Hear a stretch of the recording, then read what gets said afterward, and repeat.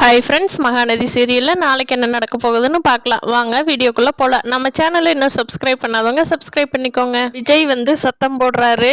என்ன நீ நாளை கல்யாணம்னு ப்ரெஸ்லாம் சொல்லியிருக்கிறியாமா? அப்படி சொல்லிட்டு என்ன தைரியத்தில் எங்கள் வீட்டுக்கு வந்திருக்கிற தங்கிறதுக்கு? போ, அந்த ராகினி சொல்லி கொடுக்குறாள்ல, அவள் போன இடத்துக்கு நீ போயிரு. இங்கே எதுக்கு வந்திருக்க வெண்ணிலா அப்படிங்கிறாங்க. என்ன விஜய், உங்களுக்காக உங்களையே நினச்சிட்டு வருஷக்கணக்காக இருந்த என்ன நினச்சி கூட பார்க்க மாட்டேங்கிறீங்க. பணத்துக்காக உங்களுக்கு கான்ட்ராக்டில் சைன் பண்ணுன காவேரி நினச்சிக்கிட்டு என்னை போன்னு விரட்டுறீங்களே விஜய், இதெல்லாம் நியாயமா அப்படிங்கிறாங்க. காவேரி எனக்காக என்ன பண்ணியிருக்கா? நாங்கள் 2 பேர் வாழ்ந்துட்டு இருக்கோம்னு உனக்கு சொல்கிறோம். உன் மரமண்டைக்கு புரியுதா புரியலையா வெண்ணிலா? தயவு செஞ்சு போயிரு. நீ தான் அந்த ராகினியோட சேர்ந்து பிளான் பண்ணுறீல, அவள் வீட்டுக்கே போய் தங்கு. இங்கே ஒரு நிமிஷம் இருந்த நடக்கிறதே வேற அப்படிங்கிறாங்க. தாத்தாவும் பாட்டியும் விஜயை சமாதானப்படுத்தி ஒரு வழியாக விஜய் அமைதியாக்குறாங்க. அடுத்த நாள் காலையில் டிப்டாப்பாக கிளம்பி வெண்ணிலா கல்யாணத்துக்காக கோயிலுக்கு சீக்கிரமாகவே கிளம்பி போகிறாங்க. என்னடா ஊரெல்லாம் கல்யாணம்னு சொல்லிட்டு இருந்தா, நம்ம இங்கே இருக்கிறோம், அவள் கல்யாணத்துக்கு கிளம்பி போகிறாளோ, ஒருவேளை வேற பையனுக்கு இது பார்த்துட்டாளோ விஜய் அப்படின்னு தாத்தா பேசிகிட்டு இருக்காங்க.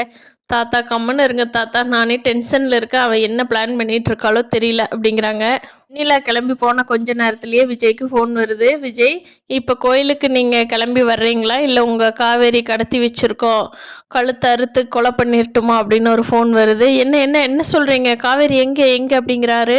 நாங்கள் காவேரி கடத்தி வச்சிருக்கிற வீடியோ உங்கள் வாட்ஸ்அப் பண்ணியிருக்கோம், நம்பிக்கை இல்லைன்னா அதை பார்த்துக்குங்க. சீக்கிரமாக கிளம்பி கோயிலுக்கு வந்தீங்கன்னா காவேரி சேஃப்டியாக இருப்பா, எந்த பிரச்சனையும் பண்ண மாட்டோம், காவேரி பத்திரமா வீட்டுக்கு அனுப்பி வச்சிருவோம். நீங்கள் வரலைங்கிற பட்சத்தில் காவேரி உயிருக்கு நாங்கள் பொறுப்பு இல்லை அப்படிங்கிறாங்க.